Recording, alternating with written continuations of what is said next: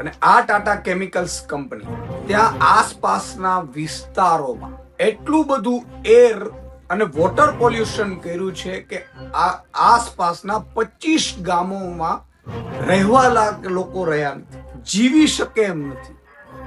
અને આના માટે એક મજબૂત મનોબળવાળા પ્રકૃતિ પ્રેમી, પર્યાવરણ પ્રેમી દેવરામભાઈ ચારણ છેલ્લા 10 વર્ષથી વધુથી લડત ચલાવે.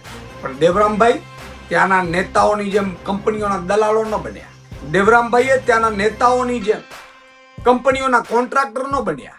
દેવરામભાઈએ પ્રકૃતિ પ્રેમીએ દરિયામાં જે કેમિકલ ઝેરી છોડાય છે, આસપાસના ગામોમાં છોડાય છે, એર પોલ્યુશન એટલું થાય છે, તો પર્યાવરણ બચાવવા, પ્રકૃતિ બચાવવા, માછીમારો અને દરિયા જીવો બચાવવા અને લોકોનું સ્વાસ્થ્ય માટે દેવરામભાઈ છેલ્લા 10 વર્ષથી લડે છે.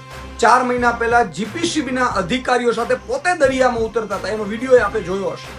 અને કેટલું ગંદકી છે, કેટલું કાદવ છે, કેટલું કેમિકલ છે એમણે સાબિત કર્યું. પણ તમને આશ્ચર્ય થશે, આ જીપીસીબીના અધિકારીઓ પણ જાણે દલ્લા બની ગયા હોય. કોઈ રિપોર્ટ ન આપ્યો, કોઈ કંપની વિરુદ્ધ કાર્યવાહી ન કરી. શું કામ ખબર છે? એને ગુજરાત ગવર્મેન્ટે નિયુક્ત કર્યા છે. ગુજરાત ગવર્મેન્ટ કોની છે? તો ભાજપની છે. ભાજપ કોણ છે? કંપનીના દલાલો છે, ભાજપના નેતાઓ.